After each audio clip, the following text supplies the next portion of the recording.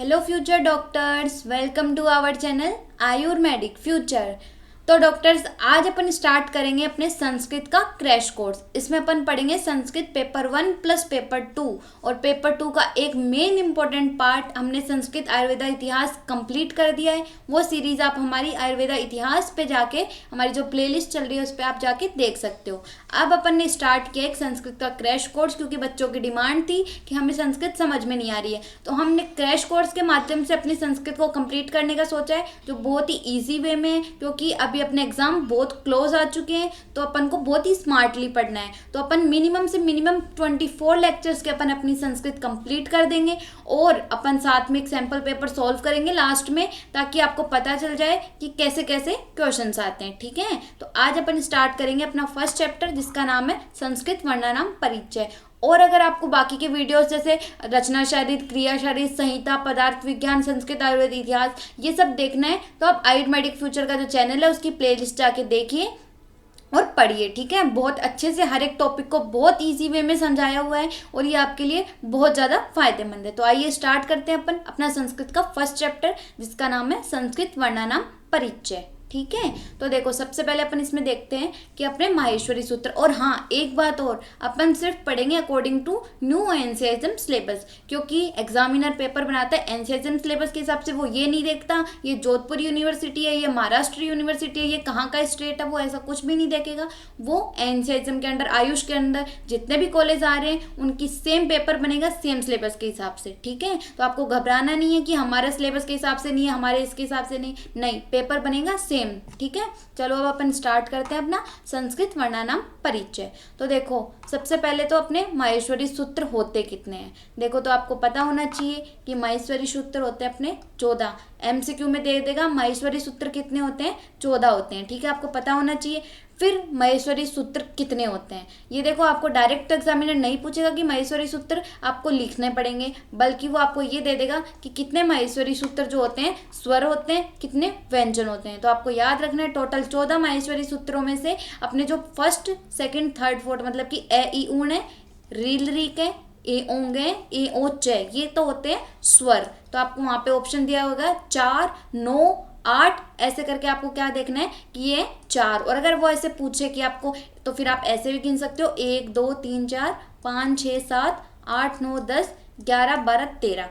4 तो हो गए जोड़े, और 13 हो गए ऐसे जो स्वर्ण के अंतर्गत आते हैं। ठीक है, और जो बाकी के अपने है य व रट लर्ण यम गणम झ भ य ग ढ धश, ये सारे बाकी किसके अंदर आ गए, अपने व्यंजन वर्णों के अंदर आ गए। ठीक है, तो ये एक एमसीक्यू यहाँ से बनेगा। टोटल माहेश्वरी सूत्र कितने होते हैं, 14।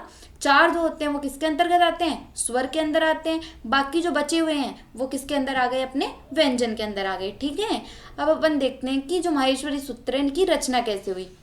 तो देखो बहुत अच्छे से यहाँ पे दिया हुआ है कि भगवान शिव के डमरू के वादन से यहाँ पे जो माहेश्वरी सूत्र है उनकी रचना हुई थी। देखो जो भगवान शिव थे उन्होंने अपने डमरू का वादन किया, उसी से जो आवाज आई उन्हीं को अपन ने क्या बोला, माहेश्वरी सूत्र। और इन्हीं को अपन सबसे पहले, तो आपको अगर वाइवा में एग्जामिनर पूछेगा तो आपको उच्चारण करना आना चाहिए इनका। तो ये 14 माहेश्वरी सूत्र, इनका आप उच्चारण अच्छे से करना। ठीक है, तो फिर ये कितने होते हैं, अब देखो ए ई उ री री। अब ये जो होते हैं ना ए ई उ री री, इनको अपन क्या बोलते हैं, मूल स्वर। जो अपने मूल स्वर होते हैं, तो एमसीक्यू में पूछा जा सकता है कि मूल स्वर कितने होते हैं, तो अपने मूल स्वर होते हैं 5, ए ई उ री री। ठीक है, ये आपको पता होना चाहिए।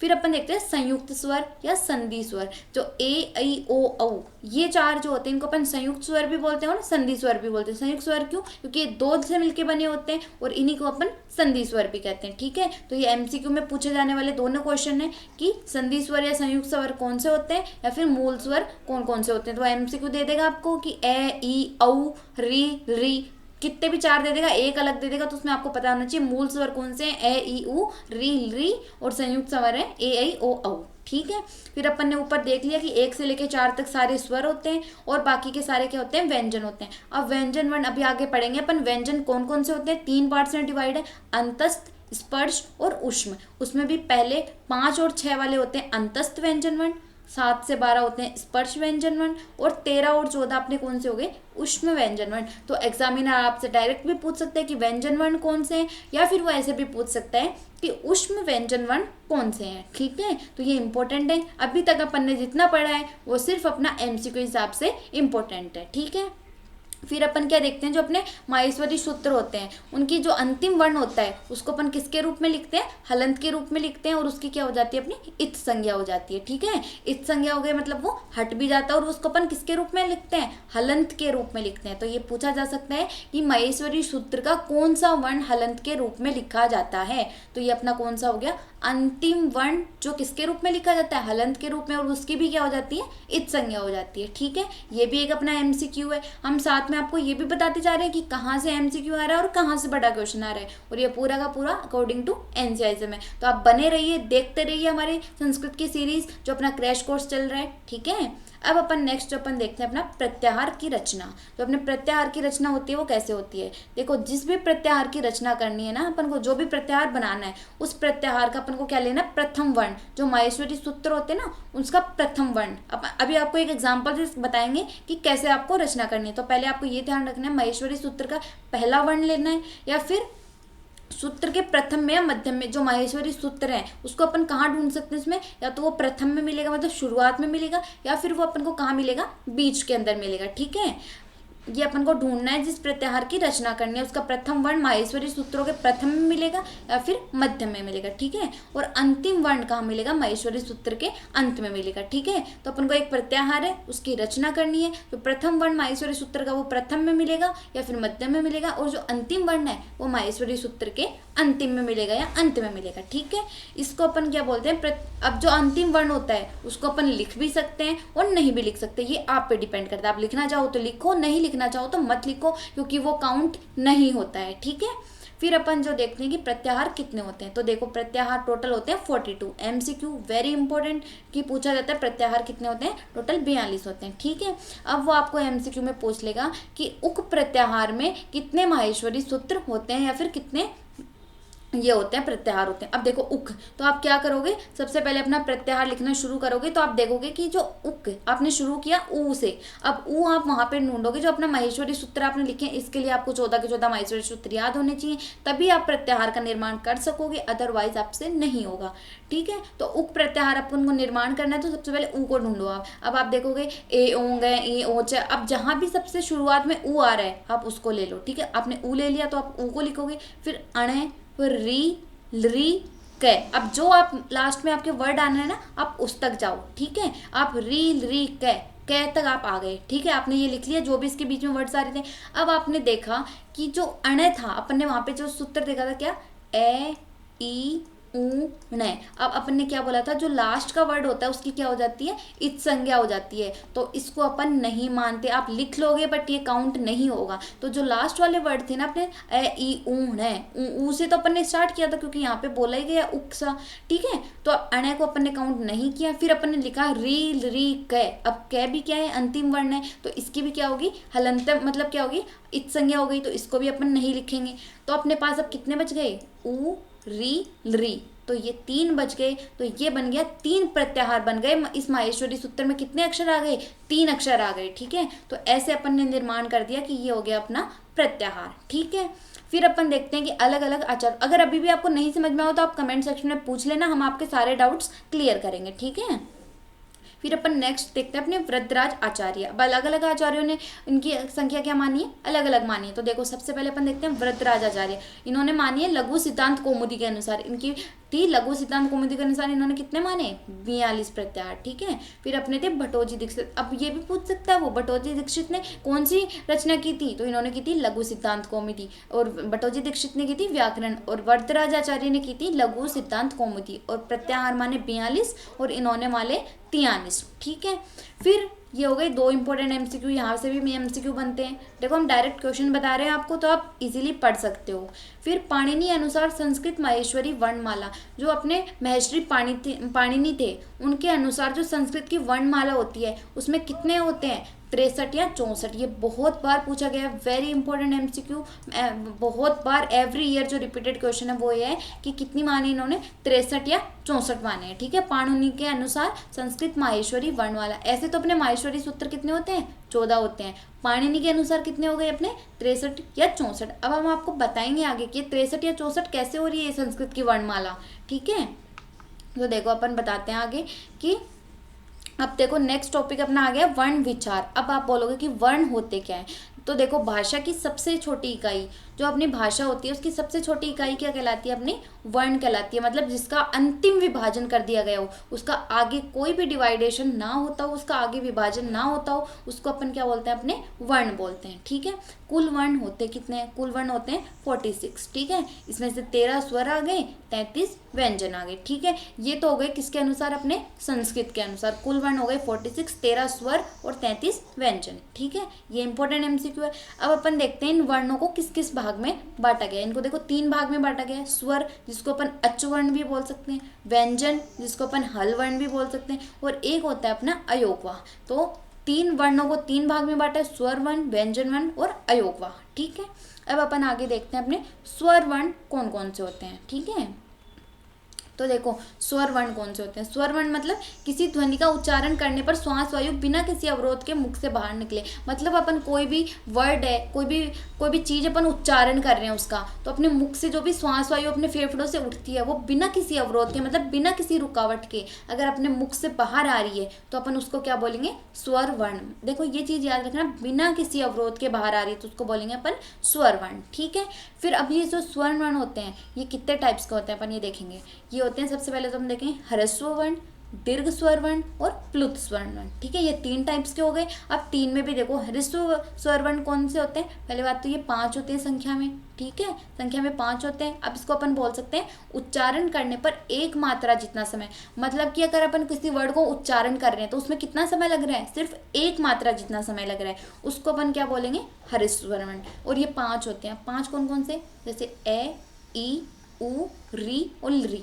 अब ये 5 जो आपको एमसीक्यू में दे देगा और पूछ लेगा, कोई भी 4 दे देगा, 3 दे देगा, या फिर कोई एक और अलग दे देगा और पूछ लेगा कि कौन सा ह्रस्व स्वर वर्ण है। ठीक है, तो ये होते हैं ए, ई, उ, री। ये 5 हो गए और इनको अपन क्या बोलते हैं, एक मात्रिक स्वर या फिर मूल स्वर। जो अपन ने ऊपर भी देखा था कि मूल स्वर कौन से होते हैं अपने, उन्हीं को अपन ने देखा है कि उन्हीं को ह्रस्व स्वर वर्ण बोलते हैं। ठीक है, अब देखते हैं अपने दीर्घ स्वर वर्ण। दीर्घ मतलब कि बड़ा हो गया, तो इसमें कितनी मात्रा, 2 मात्रा जितना समय लगेगा। ठीक है, अब ये बड़ा हो गया तो इसमें तो देखो ए, ई, उ, री छोटे वाले आ रहे थे। अब इसमें बड़े वाले मतलब कि 2 मात्रा, आ, ई, उ, री, ए, ऐ, ओ।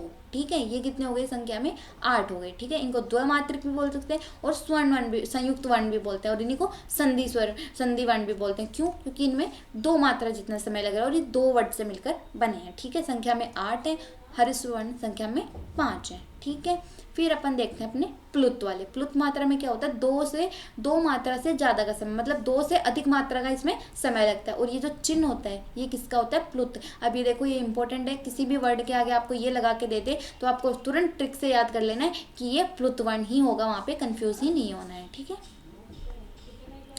फिर देखो नेक्स्ट अपन देखते हैं अपने कि ए, ई, उ, री। अब ये किस किस में आ रहे हैं, ये ह्रस्व में भी आ रहे हैं, दीर्घ में भी आ रहे हैं, प्लुत में भी आ रहे हैं। तो ये कितने हो गए अपने, 12 हो गए, क्योंकि ये जो 4 वर्ड हैं ये तीनों में आ रहे हैं, ह्रस्व, दीर्घ और प्लुत। तो ये कितने हो गए अपने, संख्या में 12 हो गए। पर जो री है, ये देखो यहाँ से वेरी इंपॉर्टेंट एमसीक्यू बनता है कि जो री है ये किस किस में आ रहा है। ये ह्रस्व में आ रहा है, प्लुत में आ रहा है, दीर्घ में ये नहीं आ रहा है। ये आपको दे देगा कि री किस में आ रहा है, दीर्घ दे देगा, ह्रस्व दे देगा, प्लुत दे देगा, ओल दे देगा, या फिर ये ह्रस्व और प्लुत बहुत दे देगा। तो आपको ध्यान रखना ह्रस्व और प्लुत दोनों में आ रहा है पर दीर्घ में ये नहीं आ रहा है। ठीक है, फिर अपन देखें ए, ऐ, ओ, औ। इसमें क्या आ जाएंगे, दीर्घ और प्लुत दोनों में आ रहा है ये। ठीक है, तो ये कितने हो गए, ये ह्रस्व में नहीं आ रहा है। ठीक है, तो ये चीज़ आपको याद रखनी है कि कौन से किस में आ रहे हैं। तो ये कितने हो गए, 4 × 2, ये तो 8 हो गए, क्योंकि ये 4 हैं और किस में आ रहे हैं, दीर्घ और प्लुत दोनों में आ रहे हैं, तो 8 ये हो गए। ह्रस्व और प्लुत में ये आ रहे हैं, 2 आ रहे हैं। ठीक है, तो कुल स्वर वर्ण वहाँ पे तो अपन ने देखा था कुल स्वर कितने थे अपने, 13 थे संस्कृत के अनुसार। और अगर वहाँ पे आपको एग्जामिनर दे दे महर्षि पाणिनि के अनुसार कुल स्वर्ण वर्ण कितने होते हैं, तो ये होते हैं 21 और 22, ठीक है, या तो 21 या 22। और आपको ये 21 और 22 कैसे होते हैं ये हमने यहाँ पे बता दिया है, ठीक है, कि ए ई उ री री हरिस्व दीर्घ प्लुत ये कौन कौन से होते हैं। और ये लिरी वाला याद रखना इंपॉर्टेंट है, MCQ आप कंफ्यूज हो जाओगे, ये दीर्घ में नहीं आ रहा है, सिर्फ हर्ष और प्लुत में आ रहा है। तो 21 22 कैसे होते हैं ये हमने यहाँ पे बता दिया, ठीक है।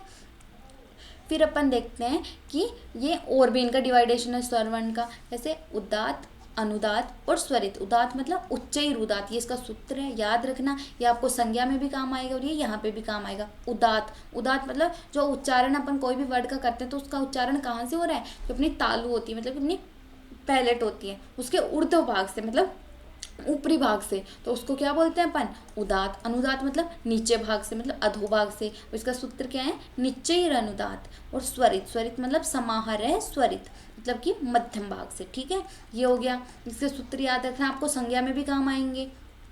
फिर अपन देखते हैं इसका डिवाइडेशन अनुनासिक और अनुनासिक, मतलब कि कहाँ कहाँ से हो रहा है, कि अनुनासिक मतलब कि उच्चारण करने पर जो श्वास वायु है वो मुख और नाक दोनों से बाहर आ रही है, तब तो वो कौन से हो गए, अनुनासिक। और अनुनासिक, अन मतलब कि एब्सेंट, जो मतलब केवल किससे आ रहा है, मुख से। नाक का इसमें कोई रोल नहीं है, जो केवल उच्चारण करने पर श्वास वायु कहाँ से आ रही है, मुख से आ रही है, तो उसको अपन बोलेंगे अनुनासिक। और अनुनासिक को बोलेंगे जो नाक और मुख दोनों से आ रही है, उसके ऊपर जो आपको ये चंद्र बिंदु दिख जाए तो मतलब कि वो कौन सा है, अनुनासिक स्वर वर्ण है। तो ये तो हो गई अपनी स्वर की बात।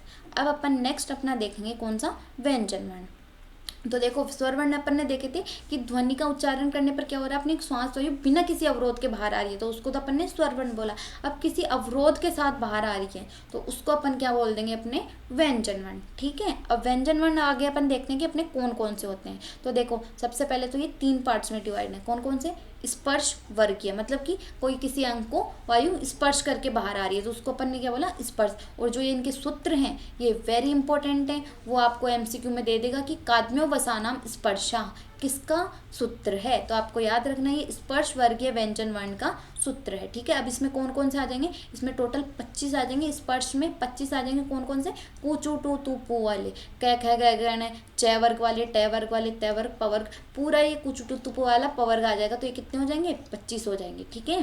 फिर अंतस्थ, अंतस्थ मतलब यणु अंत स्था, तो ये तीनों सूत्र वेरी इंपॉर्टेंट सूत्र हैं, आपको याद रखने हैं। उष्म का क्या हो जाएगा, शल उष्माणाम, ठीक है। अब यणु अंत स्था, अब आपको क्या पता है कि कंपन के बाद ध्वनि मुख से, मतलब कि कंपन हो रहा है उसके बाद ध्वनि मुख से बाहर आ रही है तो उसको अपन क्या बोलेंगे, अंतस्थ। और ये जो इनका सीक्वेंस है य व र ल, और ये 4 होते हैं संख्या में, और इनका सीक्वेंस वेरी इंपॉर्टेंट है, ये मैनी टाइम्स रिपीटेड क्वेश्चन है य व र ल का और श है का, ये हर बार पूछा जाता है कि इनका सीक्वेंस क्या है, वो आपको ऐसे दे देगा श है से और श, नहीं ये सीक्वेंस गलत है, सीक्वेंस आएगा श से और है, और इसका क्या आएगा य व र और ल, ये सीक्वेंस याद रखना, यहाँ से बहुत बार क्वेश्चन पूछा जाता है, सीक्वेंस और ये इनके सूत्र, ये आपको याद रखना, ठीक है। व्यंजन वर्ण 3 पार्ट्स में डिवाइड है, स्पष्ट, अंतस्थ और उष्म, ठीक है। फिर अपन देखते हैं टोटल जो अपनी संस्कृत वर्णमाला है वो कितनी बताई थी अपन ने ऊपर, 63 या 64। अब अपन देखेंगे कि ये 63 या 64 कैसे हो रहे हैं। तो देखो 63 कैसे हुए, 21 या 22 तो अपने स्वर वर्ण आ गए जो अपने ऊपर देख लिए हैं, 42 अपने कौन से हो गए, व्यंजन हो गए, और जो 8 हैं वो अपन ने ये क्या बता रखे हैं, यम वर्ण। 4 तो यम वर्ण हो गए, कू खू गू घू, ठीक है, एक अनुस्वार हो गया अपना, ठीक है, एक विसर्ग हो गया, एक जीवामूल हो गया, एक उपुब्ध मान्य हो गया, एक दुस्पृष्ट वर्ण, मतलब कि जो आपको यहाँ पे ऐसे दिख जाए ना 2 वर्ड ऐसे, तो उसको अपन क्या बोलते हैं, दुस्पृष्ट वर्ण। तो ये हो गए 8, ये व्यंजन हो गए अपने 42, और स्पर्श वर्ण कितने हो गए अपने 21 या 22। तो टोटल पाणिनि के अनुसार अपनी जो संस्कृत वर्णमाला है वो कितनी हो गई, 63 या 64। ये भी बहुत बार पूछा गया MCQ है, तो कितनी हो गई 63 64, और ये किस प्रकार हो गई तो ये आप इस प्रकार से देख सकते हो, ठीक है। इस चैप्टर से ओनली MCQ आता है जो आपको पता होना चाहिए, ठीक है। फिर अपन देखते हैं अपने उच्चारण स्थान, मतलब कि अपने कहाँ कहाँ से अपने उच्चारण हो रहा है, अपन वर्ड्स का उच्चारण करते हैं तो वो कहाँ कहाँ से हो रहा है। तो देखो सबसे पहली चीज़ तो आपको ये संख्या याद रखनी है, टोटल उच्चारण स्थान कितने होते हैं अपने, टोटल 7 उच्चारण स्थान होते हैं, ठीक है। और इनके ये जो इनके बोले गए ना ये सूत्र, ये भी वेरी इंपॉर्टेंट है। तो सबसे पहले क्या हो गया कंठ, इसका सूत्र क्या है, अकुह विसर्जनीय कंठ। अगर सूत्र आप ये देख लोगे ना तो आपको ये ध्यान नहीं करना पड़ेगा कि उनसे कि कौन कौन सा वर्ड कहाँ से उच्चारण हो रहा है, आपको दे देगा कि क का उच्चारण स्थान क्या है या फिर दे देगा श का उच्चारण स्थान क्या है, तो आप वहाँ पे कंफ्यूज हो जाओगे कि श का क्या था। नहीं, आप ये देखो यहाँ से याद कर लो, अकुह विसर्जनीय कंठ है। तो ए से तो क्या आ गया, जो ए वाले ए और आ, कु से क्या आ गया, पूरा क वर्ग आ गया, है से क्या आ गया, अपना है आ गया, और विसर्जन, विसर्जन से क्या आ गया, अपना विसर्ग। तो जिसके भी आगे विसर्ग दिख जाए तो उसका उच्चारण स्थान क्या है, अपना कंठ है। ठीक है, फिर अपन नेक्स्ट देखते हैं अपना तालु। तालु का क्या है, इच्यू शानाम तालु। अब ई से क्या आ गया, अपना छोटी ई बड़ी ई, च से अपना चवर्ग ये, और श कौन सा वाला, ये वाला शलजम वाला से, ये याद रखना आपको, श श श। इन तीनों श के अंदर कंफ्यूज नहीं होना है, क्योंकि एग्जामिनर आपको यही देगा। एमसीक्यू जो पूछा जाता है हर साल, जो रिपीटेड एमसीक्यू है वो यही पूछा जाता है, अण का उच्चारण स्थान क्या है, मैं का उच्चारण स्थान क्या है, कोई भी एक वर्ड दे देगा और पूछ लेगा कि इसका उच्चारण स्थान क्या है। ठीक है, फिर मूर्धा। मूर्धा का क्या है, ऋतु र शानाम मूर्धा। तो इससे आपको पता चल जाएगा, छोटा री बड़ा री टैवर्ग रे और शानाम। दंत का क्या हो जाएगा, ऋतु लसानाम दंता, वही री त वर्ग और पूरा ल और से। ठीक है, फिर अपना ओष्ठ, उपुब्धीय मान्य ओष्ठ। अब देखो उपुब्धीय मान्य ओष्ठ में क्या आ जाएगा, ऊ आ जाएगा, पै वर्ग आ जाएगा पूरा। ठीक है, मैं आ जाएगा, और ये दो वर्ड आपको जहाँ भी दिख जाए, देखो पै और फै, और उनके ऊपर ये दिख जाए ना इस तरह से, तो आपको जानना है कि इनका उच्चारण स्थान क्या है, अपना ओष्ठ है। ठीक है, फिर नासिका। नासिका मतलब यम गणना नाम नासिका।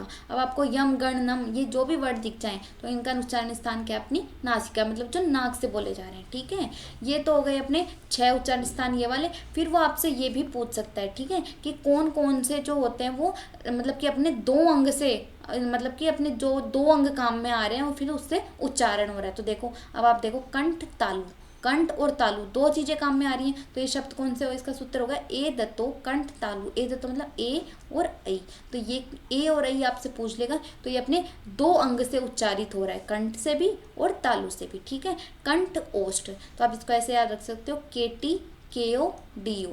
ठीक है, और ऊपर वाला है ना वो आप ऐसे याद रख सकते हो, KTM DON, मतलब कि KTM के अंदर कौन है, डॉन है। ठीक है, तो ये आपको ऐसे याद हो जाएगा, कंठ तालु मूर्धा दंत ओष्ठ और नासिका।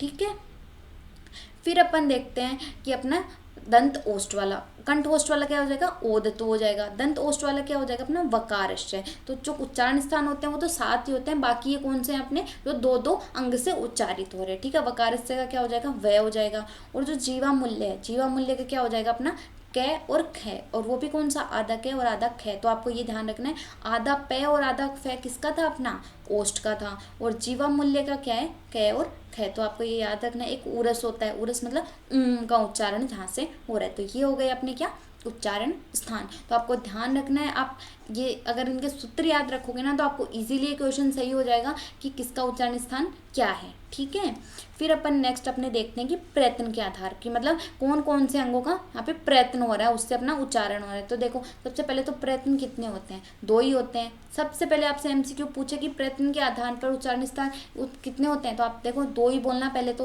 क्योंकि 2 ही होते हैं, अभ्यंतर और बाह्य। फिर वो आपको ऐसे पूछ ले कि अभ्यंतर प्रयत्न कितने होते हैं, तो वो 5 होते हैं। बाह्य वाले कितने होते हैं, 11 होते हैं। तो ये एमसीक्यू है। प्रयत्न तो 2 ही होते हैं, बाह्य और अभ्यंतर। बाह्य वाले 11, अभ्यंतर वाले 5। ठीक है, फिर अपन देखते हैं कि अभ्यंतर प्रयत्न कौन कौन से होता है, मतलब कि जिनका भीतरी जो भी अपने अंग है उनसे प्रयत्न किया जा रहा है उच्चारण करने का। तो देखो, सबसे पहले कौन सा हो गया, अपना स्पष्ट, मतलब कि स्पष्टम प्रयत्नम स्पर्श वर्णानाम। तो इसका सूत्र से अपन को पता चल रहा है कि स्पष्ट प्रयत्न, तो ये तो नाम ही हो गया, और इसमें कौन से वर्ण आ रहे हैं, स्पर्श वर्ण। और स्पर्श वर्ण अपन ने देखे थे, जो अपने व्यंजन वर्ण थे उसका एक प्रकार था स्पर्श वर्ण, और जो कितने थे अपने 25 थे। ठीक है, कै से लेके मैं तक, वही क वर्ग कुचु टू तू पू अपना। ठीक है, फिर अपन देखते हैं अपने ईशत स्पृष्ट। ईशत स्पृष्ट में कौन से आ जाएंगे, अपने अंतस्थ वर्ण। अंतस्थ वर्ण अपन ने देखे थे, जो व्यंजन वर्ण है उनका एक पार्ट था स्पर्श, फिर एक था अंतस्थ और एक था अपना उष्म। तो उष्म वाले कितने थे, अपने अपने जो अंतस्थ वाले थे कितने थे, 4 थे वो, और वो किसके अंदर आ जाएंगे, ईशत स्पृष्ट के अंदर। वो भी य व र ल। इनका सीक्वेंस मैं आपको वापस बोल रही हूँ, वेरी इंपॉर्टेंट, इनका सीक्वेंस हर बार पूछा जाता है। ठीक है, फिर जो अपना आ गया ईषद द्विवृंत, ईषद द्विवृंत के अंदर क्या आ जाएगा अपने ऊष्म वर्ण, और वो कितने होते हैं 4, स श श और है। वो इसका सीक्वेंस भी वेरी इंपॉर्टेंट। ईषद द्विवृंत के अंदर आपको पूछ लेगा कौन से वर्ण आ रहे हैं, तो वो आ रहे हैं ऊष्म वर्ण, ठीक है। फिर विवृंत, विवृंत में क्या आ जाएगा, विवृंत स्वर वर्णानाम, मतलब कि जो सारे स्वर हैं तो अपने स्वर वर्ण थे वो सारे किसके अंदर आ जाएंगे, अपने विवृंत के अंदर। और संवृत के अंदर क्या आ जाएगा, हरस्व वर्णे प्रयोग दशाएं, मतलब जो हरस्व अस्वर वर्ण होते हैं उनका प्रयोग किसके अंदर हो रहा है, संवृत के अंदर।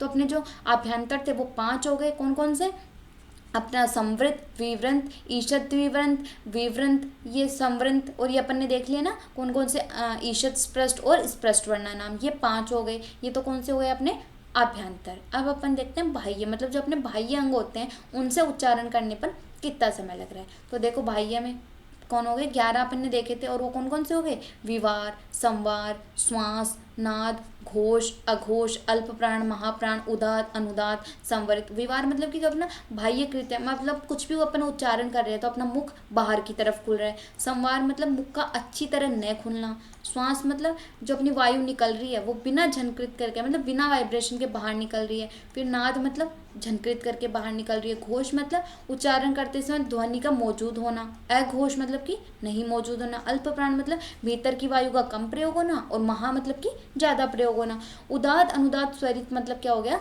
स्वरवर्ण। ये अपन ने देखा था, ये तीनों ही स्वरवर्ण के पार्ट थे, ठीक है। और फिर अपन देखते हैं जो प्रत्येक व्यंजन वर्ण होते हैं उनके तो कितने प्रयत्न होते हैं, बाह्य 4 होते हैं, और स्वर वर्ण के कितने होते हैं, 3 होते हैं। तो ये इंपॉर्टेंट एमसीक्यू है जो आपको ध्यान रखना है कि व्यंजन वर्ण तो 4 हो गए और स्वर्ण वर्ण कितने हो गए, 3 हो गए।